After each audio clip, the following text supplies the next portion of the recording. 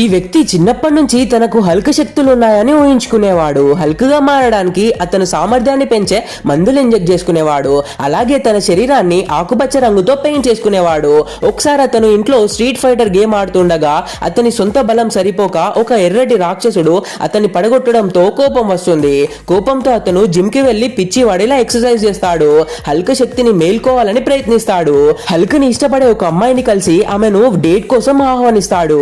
అక్కడ అతను అమ్మాయి దృష్టిని ఆకర్షించడానికి తన బైసెప్స్ ను చూపించడానికి ప్రయత్నిస్తాడు. అప్పుడే ఒక వెయిటర్ అతనిపై వాటర్ పారబోస్తాడు. కోపంతో ఆ వ్యక్తి అరిచి టేబుల్ ను తిరగేసి వెయిటర్ ని కొడతాడు.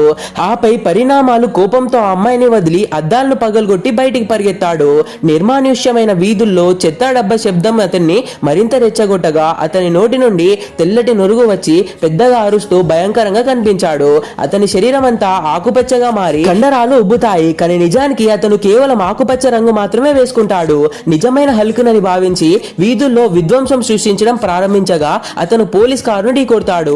సాధారణ జైలు గోడను పగలగొట్టి స్వేచ్ఛ దొరికిందని అనుకున్న మరుక్షణంలోనే ఒక ఇన్ఫ్రారెడ్ లక్ష్యం అతని నెదుటిపై పడింది. దీంతో ఆ వ్యక్తిని మానసిక ఆసుపత్రికి పంపుతారు. అక్కడ అతని శరీరాన్ని కట్టడి చేయడమే కాకుండా అతన్ని చాలా పటిష్టమైన గదిలో ఉంచుతారు. ఈ కథ నుండి మనం నేర్చుకోవాల్సిన విషయం ఏంటంటే అతిగా భ్రమపడడం మరియు కృత్రిమ మార్గాల ద్వారా ఇతరులను మెప్పించడానికి ప్రయత్నించడం ఎల్లప్పుడూ వినాశనానికి దారితీస్తుంది. వాస్తవికతను అంగీకరించాలి, లేదంటే ఈ వ్యక్తిలాగే ఒంటరితనంలో మరియు నిర్బంధంలో చిక్కుకుపోతాము.